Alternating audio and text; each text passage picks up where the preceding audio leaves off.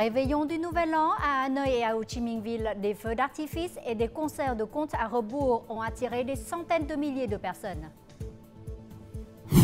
La résolution numéro 57 est considérée comme un fer de lance permettant de libérer les ressources nécessaires pour le secteur de la science et la technologie.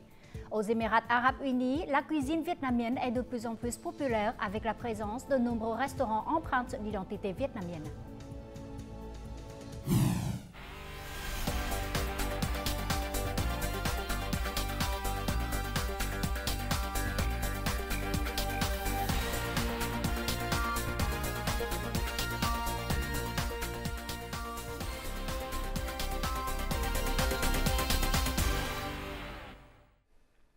Mesdames et messieurs, bonjour, bienvenue à notre première édition de la nouvelle année 2025. À l'occasion de la nouvelle année 2025 et en célébration du prochain 95e anniversaire de la fondation du Parti communiste vietnamien, le secrétaire général To Lâm a accordé une interview à la presse. Il a souligné qu'après près de 95 ans, sous la direction du parti, le peuple vietnamien a fait des miracles et entre désormais dans l'ère de l'essor national. Il s'agit d'une ère de percée et de développement accéléré sous la direction du parti, permettant de construire un Vietnam socialiste riche, fort, démocratique, juste, civilisé, prospère et heureux. Selon le leader du PCV, d'ici 2030, ce sera la période la plus importante pour atteindre l'objectif stratégique en célébration du centenaire de la fondation du Vietnam. Le passage au Nouvel An 2025 a été fêté avec faste dans l'ensemble du pays.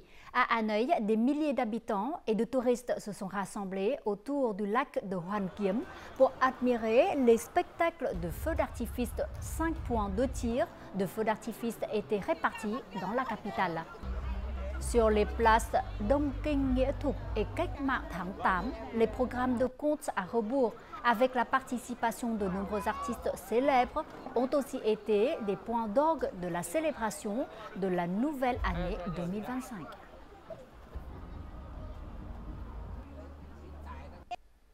À Ho Chi Minh Ville, l'ambiance du réveillon du Nouvel An était aussi très joyeuse, notamment dans les quartiers du centre-ville. La rue piétonne Nguyễn Huệ, dans le premier arrondissement, a attiré des dizaines de milliers de personnes venues profiter des feux d'artifice ainsi que du concert compte à rebours. Une centaine de milliers de personnes se sont rassemblées pour admirer une splendide performance de feux d'artifice organisée pour la première fois dans la nouvelle zone urbaine Vạn Phúc de la ville de Vạn Phúc. Les gens se sont souhaités une bonne année remplie de joie, de santé et de succès. Le premier jour du Nouvel An 2025 est aussi marqué par l'afflux de touristes internationaux au Vietnam. La ville centrale de Da Nang a accueilli un bateau de croisière transportant plus de 2700 touristes européens et américains. Ces touristes ont passé 2 jours à visiter les sites emblématiques de la ville et ont participé aux célébrations de la nouvelle année. Située entre Hội An et Huế, la ville de Da Nang est une destination appréciée des croisiéristes internationaux en raison de la diversité de ses produits touristiques et de ses nombreuses attractions. En 2024, les exportations agricoles, forestières et halieutiques ont enregistré de nombreux signes positifs. Et pour la première fois, le chiffre d'affaires des exportations de café a dépassé même la barre des 5 milliards de dollars sur un an. C'est également le produit dont les prix ont le plus augmenté parmi les principales marchandises d'exportation du Vietnam.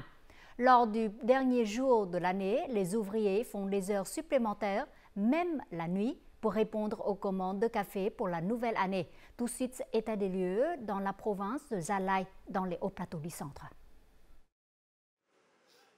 C'est bientôt le réveillon, mais les lumières de cette usine sont allumées et les ouvriers sont très enthousiastes. Monsieur Dick a méticuleusement prélevé des échantillons de café pour vérifier la qualité du produit avant l'expédition. Les employés ont fait de leur mieux, même si le travail a dû se finir tard. Nous aurons un repas à la fin de notre quart de travail. En 2024, les prix à l'exportation ont augmenté. L'industrie du café a connu un grand succès, générant un chiffre d'affaires record, dépassant la barre des 5 milliards de dollars. Poursuivant cette dynamique de croissance, de nombreuses entreprises exportatrices de café ont continuellement reçu des commandes de partenaires étrangers au cours des premiers mois de 2025. Par conséquent, à la fin de l'année, les lignes de production dans les usines ont accéléré la production, contribuant ainsi à augmenter les revenus et les primes du thé pour les travailleurs. C'est une soirée particulière. Nous encourageons notre personnel à accélérer la livraison des marchandises. Les salariés reçoivent également des primes pour ces jours. Grâce aux efforts visant à augmenter la production pour répondre aux commandes signées début 2025, les entreprises de café de la province de Jalai sont déterminées à stimuler la croissance des exportations, contribuant ainsi à la croissance globale de l'économie.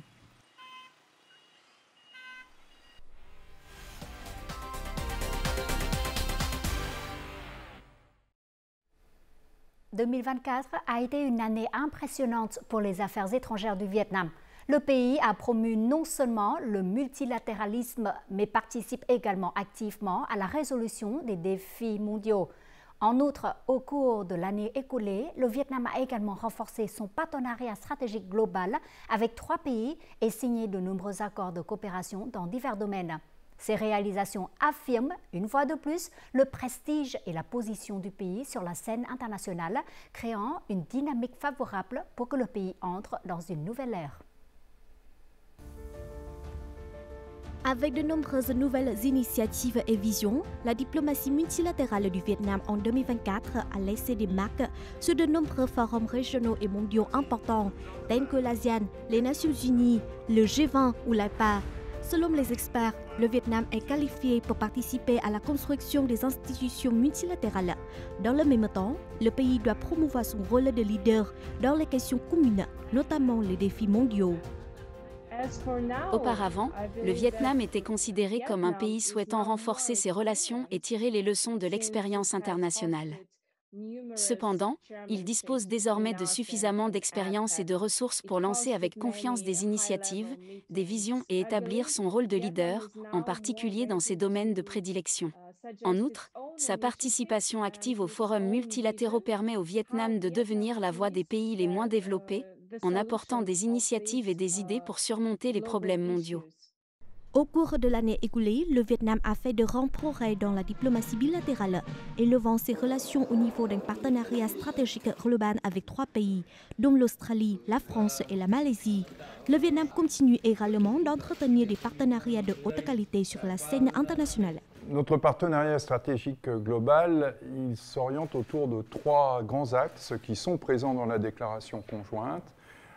Un partenariat pour la souveraineté, un partenariat pour le développement durable et un partenariat pour l'innovation. A engagé son influence internationale au bénéfice aussi du Vietnam. La conversion d'énergie et la technologie de traitement des terres rares sont les points forts de l'Australie. Beaucoup de nos entreprises sont prêtes à investir au Vietnam l'année prochaine. En 2024, le Vietnam a favorisé la mise en œuvre des accords et engagements internationaux. Plus de 170 accords de coopération dans de nombreux domaines ont été signés. La diplomatie économique a profité des tendances économiques mondiales pour élargir la coopération dans le secteur de haute technologie. Cela a contribué à rehausser le prestige national et à promouvoir le développement socio-économique du pays. Je pense que la position actuelle du Vietnam sur la scène internationale est très bonne, notamment grâce à sa politique étrangère flexible. Le Vietnam est accepté par toutes les parties comme un partenaire neutre et digne de confiance, tant dans les affaires que dans la politique. En 2024, les activités du Vietnam en matière d'affaires étrangères ont été mises en œuvre de manière proactive, obtenant de nombreux résultats impressionnants. Le rôle croissant du Vietnam dans les forums multilatéraux, sa stratégie de diversification des partenariats bilatéraux et sa diplomatie économique dynamique ont contribué à créer un élan permettant au pays de prospérer dans la nouvelle ère. La recherche scientifique et technologique nécessite de gros moyens financiers, beaucoup de temps et demande d'accepter des risques. La résolution numéro 57 du Politburo pour promouvoir les avancées dans la science, la technologie, l'innovation et la transformation numérique vient d'être publiée. Cette résolution est considérée comme un fer de lance permettant de libérer les ressources nécessaires pour le développement de ce secteur. Récemment, l'Institut de microbiologie et de biotechnologie relevant de l'Université nationale de Hanoï a achevé un projet de recherche sur les kits de test de la maladie de Whitmore. Les recherches ont duré 4 ans, plus longtemps que prévu en raison des démarches administratives. La résolution 57 permet de supprimer cet obstacle. Le décaissement des fonds se fait en fonction de l'avancement réel des travaux. Les scientifiques peuvent utiliser les fonds de manière proactive. Cette résolution autorise l'achat de matériaux et de produits chimiques en fonction de chaque étape de la recherche. Cela permet de promouvoir l'innovation et la créativité des scientifiques. Une autre avancée majeure est que la résolution 57 accepte les risques et les retards dans la recherche scientifique. En cas d'échec, le scientifique peut s'arrêter sans avoir à payer d'indemnité. La résolution 57 est un grand encouragement pour les scientifiques. Ils sont très excités. C'est en fait l'engagement politique le plus élevé dans le secteur des sciences-technologies. Avec la résolution 57, les scientifiques ont le droit de créer et de gérer leur propre entreprise. Cela éliminera le rouleau d'étranglement lié à la tarification des produits, qui ne relève pas de l'expertise du scientifique. La résolution numéro 57 est comme un fer de lance pour libérer la créativité, les ressources de travail et d'investissement de l'ensemble de la société pour la science, la technologie, l'innovation et la transformation numérique. D'ici 2030, le secteur de la science, de la technologie et de l'innovation devra contribuer à hauteur de 50% à la croissance économique nationale. Pour que cette résolution prenne bientôt effet, le ministère de la Science et de la Technologie est chargé d'élaborer un programme d'action dans le plus bref délai.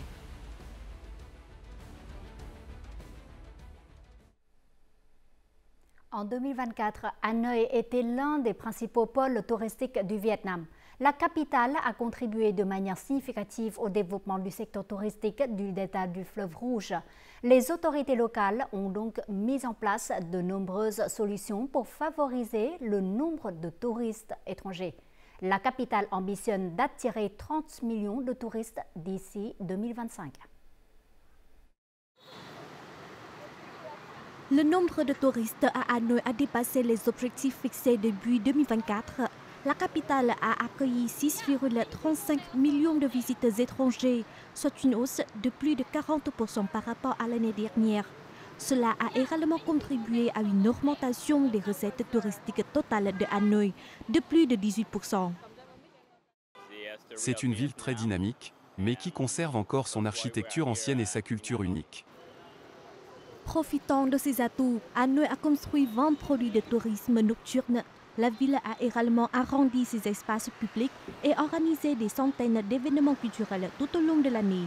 Cependant, le potentiel de percée du tourisme à Hanoï reste énorme. Même si les arrivées de touristes ont augmenté, leurs dépenses restent faibles. Nous devons donc améliorer la qualité et la quantité des services touristiques et des services liés au voyage. Les autorités de Hanoï ont élaboré des plans pour promouvoir la culture locale, renforcer l'image touristique de la ville et améliorer sa compétitivité dans l'industrie touristique mondiale. Pour atteindre cet objectif, Hanoï donne la priorité au développement du tourisme haut de gamme afin d'augmenter les dépenses de touristes et la durée de leur séjour. Notre objectif ultime est d'attirer les voyageurs à gros budget. Par conséquent, Hanoï doit améliorer la qualité des produits et services touristiques et moderniser les installations d'hébergement. D'ici 2025, Hanoï vise à accueillir 30 millions de visiteurs nationaux et internationaux. Les recettes totales du tourisme devraient atteindre 130 000 milliards de dong. Ces dernières années, la cuisine vietnamienne s'est de plus en plus imposée dans de nombreux pays du monde. Les saveurs vietnamiennes sont répandues et accueillies par de nombreux convives internationaux. Autrefois, les Émirats arabes unis étaient une terre étrange pour de nombreux Vietnamiens. Mais aujourd'hui, cet endroit est témoin de la présence de plus en plus d'identités de saveurs vietnamiennes. Voici un restaurant vietnamien à Abu Dhabi, aux Émirats Arabes Unis. Aujourd'hui, les chefs s'affairent à préparer un repas très spécial. Au milieu de la région du Golfe, un espace du Tết a été créé avec toutes sortes de plats traditionnels du bánh chưng au son du monocorde, attirant un grand nombre de convives. La cuisine vietnamienne devient de plus en plus populaire et recherchée. À Abu Dhabi, tout le monde l'adore et veut l'essayer. C'est la première fois que nous célébrons le Nouvel An selon les coutumes vietnamiennes. C'est merveilleux. Cela m'aide à revivre les souvenirs de mes visites au Vietnam. Cette terre est culturellement différente du Vietnam. Auparavant, peu de Vietnamiens vivaient ici. Mais l'empreinte du Vietnam s'étend peu à peu, offrant de nouvelles opportunités aux Vietnamiens d'affirmer leur identité. Durant la période du Covid, les plats vietnamiens sont devenus célèbres et se sont très bien vendus.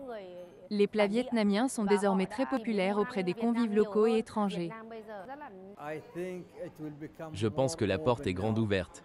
De nombreux habitants des Émirats Arabes Unis souhaitent venir au Vietnam pour faire des affaires et investir.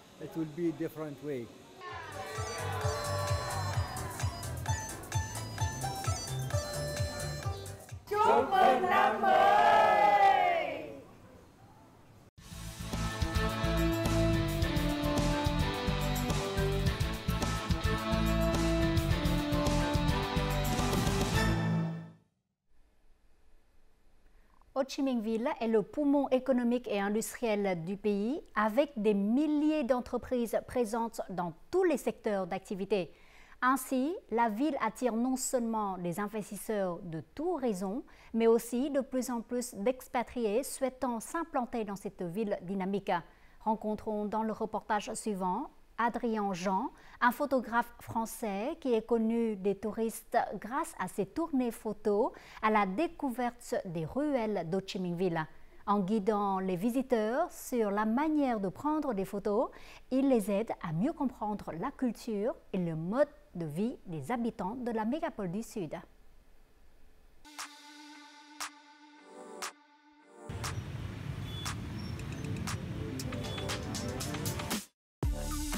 Au cœur d'Ho Chi Minh Ville, où les gratte-ciels anticellants et les avenues animées témoignant d'une croissance rapide, se trouve un monde contrasté de trésors cachés qui renferme les riches traditions de la ville et son charme authentique. Si Ho Chi Minh Ville est connue pour son énergie urbaine dynamique, de nombreux expatriés sont irrésistiblement attirés par ces coins plus calmes où le temps semble ralentir et où l'on ressent encore le pouls de la vieille ville.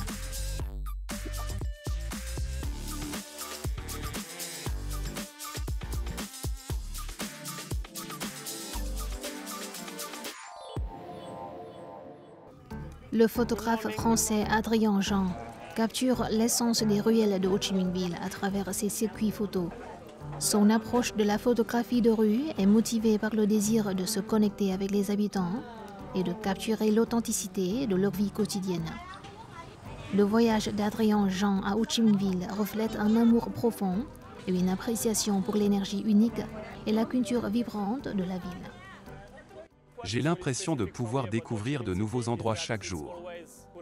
Pour moi, la particularité d'Ho Chi Minh Ville, c'est qu'elle est toujours pleine de surprises et d'inattendus. Je suis vraiment heureux ici.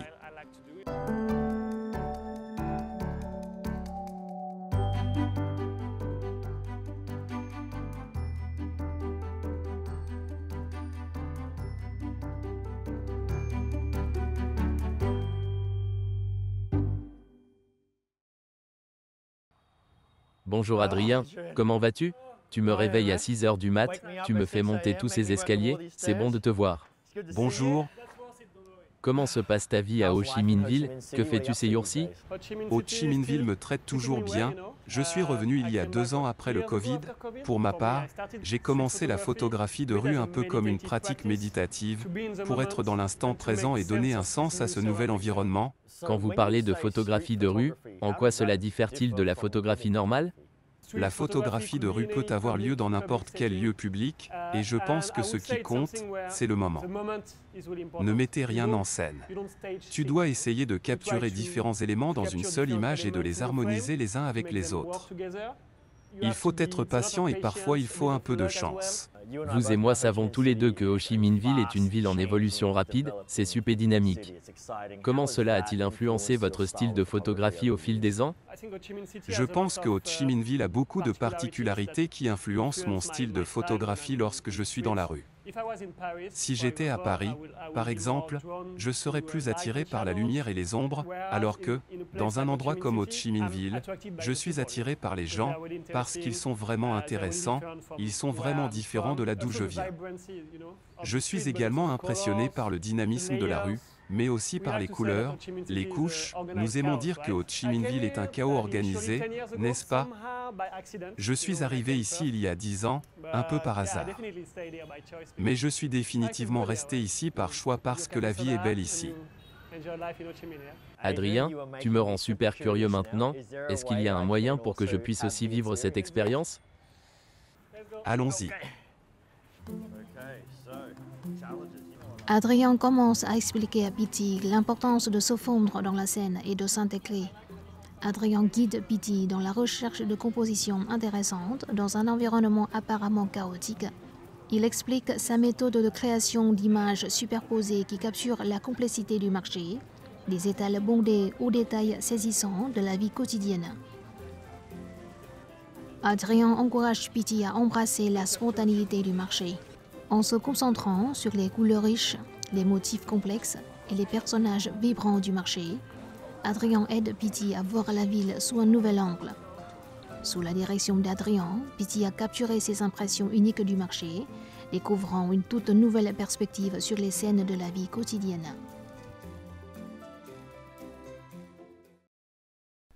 En fin du journal, découvrons tout de suite les prévisions météo dans les principales villes du Vietnam pour demain.